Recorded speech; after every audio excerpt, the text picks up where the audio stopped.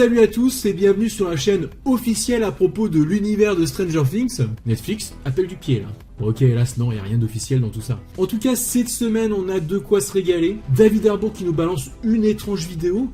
Alors est-ce que le tournage aurait recommencé là maintenant? Qu'est-ce que c'est que cette histoire? On va revenir là-dessus. On va aussi parler d'une bonne théorie sortie de derrière les fagots, comme je les adore, à propos du personnage de Joyce, tiens. Et enfin on va finir par un petit vrac qui devrait en intéresser plus d'un. Bon bah du coup, on y va.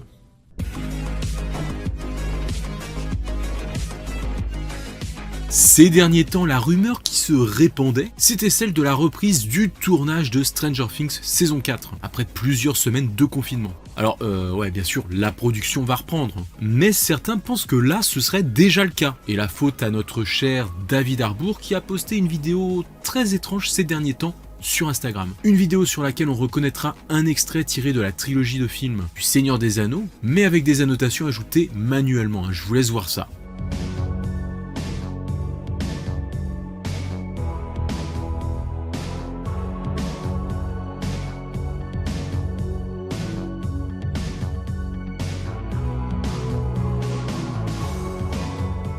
Donc voilà, ces annotations affichées sur chaque personnage représentent les différents corps de métier nécessaires à la production de la série. Et donc, si on comprend bien le message, toutes ces fonctions nécessaires au tournage sont là heureuses de se retrouver, comme le sont les personnages dans la scène. Alors, est-ce que ça veut dire que toutes les personnes en travail sur la saison 4 de Stranger Things se sont justement retrouvées ?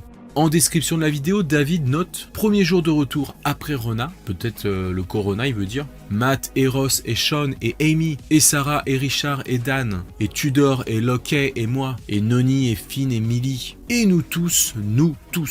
En tout cas les choses sont claires, la joie de se retrouver. Mais bon, voilà, de là à en déduire que le tournage a bien recommencé, alors qu'on reste toujours en confinement aux États-Unis aussi, je sais pas trop, Mais tout de même, il faut savoir que l'État de Géorgie, dans lequel se tourne la majeure partie de la série, est l'un des rares à déjà commencer un processus de déconfinement. Malgré encore de nombreux morts à travers le pays, il réouvre certaines choses, certains commerces, avec bien sûr des mesures de précaution. Alors est-ce que ce serait pour David Harbour une manière de cautionner ce genre de politique, de l'encourager peut-être ? Alors qu'elle peut sans doute sembler assez hasardeuse à ce stade. Est-ce que la production est vraiment sur le point de reprendre? Est-ce qu'ils se sont retrouvés dans le cadre de ce plan de déconfinement là déjà? Rappelons tout de même que Sean Levy avait déjà fait prévaloir la santé des équipes et des acteurs avant tout. Ne pas prendre de risques. Du coup voilà, difficile de savoir dans l'immédiat, mais je pense que ce serait quand même très surprenant. Bon, bien sûr, David Harbour a aussi bien pu poster cette vidéo, tout simplement pour manifester son impatience de revenir sur le tournage. Un petit montage fait peut-être par un autre que lui il a fait suivre, pour montrer le plaisir que ce serait de se retrouver. Une façon comme une autre d'occuper son temps. En plus, ça pourrait bien être là la solution, puisque son dernier post juste après ne révèle rien de nouveau par rapport à la situation actuelle. En tout cas, David n'a pas donné plus de détails comme d'hab. Il balance des trucs et puis si ça nous fait cogiter, lui je suis sûr que ça doit bien le faire marrer. De toute façon, s'il y a du nouveau à propos du tournage, sur la chaîne, nous on se tiendra au courant.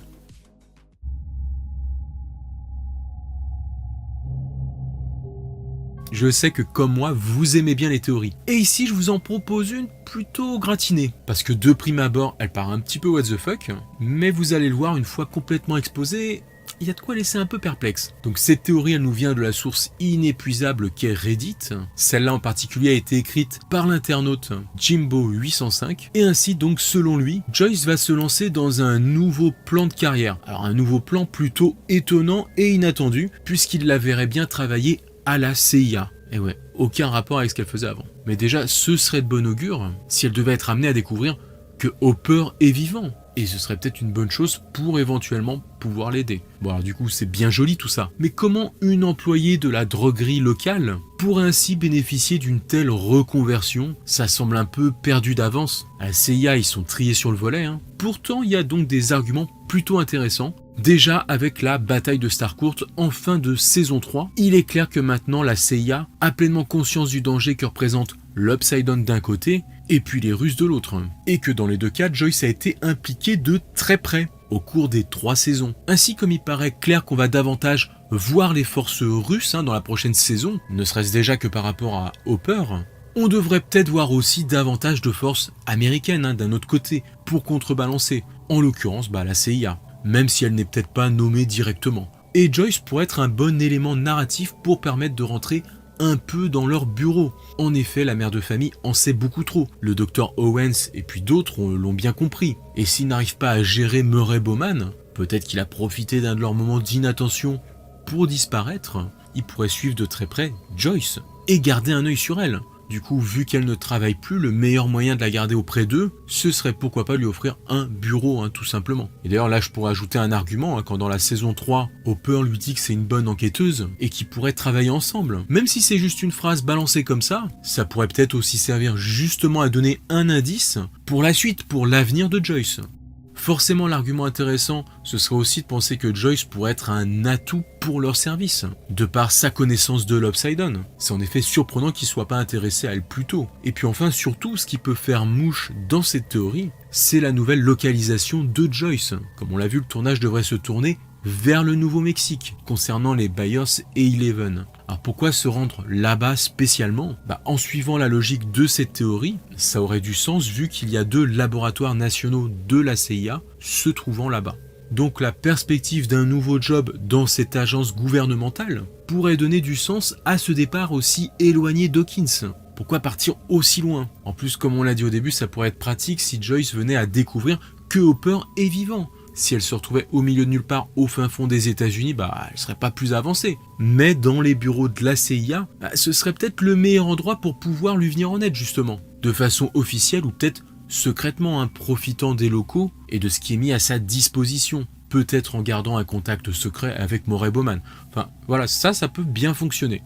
Donc voilà pour cette théorie, attention, elle ne va pas jusqu'à dire que Joyce va devenir du jour au lendemain un agent spécial de la CIA lancé au cœur de l'action, mais elle pourrait simplement avoir un travail dans leur bureau. Elle pourrait être mise d'office au placard afin que les agents puissent la consulter lorsqu'ils en auraient besoin, tout en la gardant sous le coude et puis surtout en évitant qu'elle se fasse remarquer.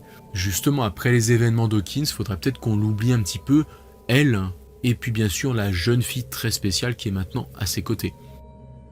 Alors voilà pour ce qui est de ces théories. Si j'en parle, c'est que je l'aime bien. Il y a des bonnes idées je trouve, et puis ça pourrait faire un arc narratif intéressant autour de ce personnage à base d'espionnage, des choses qui sont aussi présentes dans Stranger Things.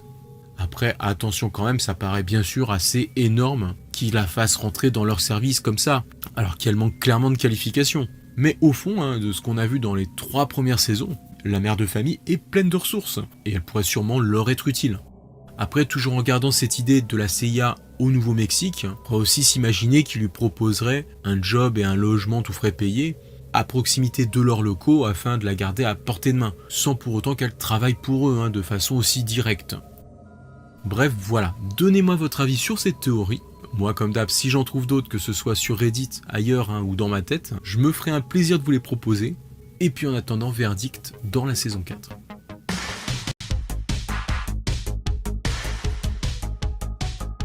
Lego nous avait proposé l'année dernière un très joli set représentant la maison des Byers et d'une certaine façon la première saison de Stranger Things avec le Démogorgon. Ce qu'il faut savoir, c'est qu'il y a des amateurs de la série et de la célèbre marque de jouets qui sont en permanence à l'œuvre pour essayer d'imaginer des sets s'attardant sur des lieux emblématiques, comme par exemple dans cette saison 3, le Starcourt Mall. Avec même le climax de la saison, le combat du Starcourt. On y retrouve, vous pouvez le voir, la créature ainsi que les personnages customisés, nous évoquant sans aucun problème ceux de la série. Voilà, on retrouve aussi pas mal d'autres modèles de la façade cette fois, en espérant que toutes ces suggestions donnent peut-être envie à Lego de développer un peu plus cette franchise.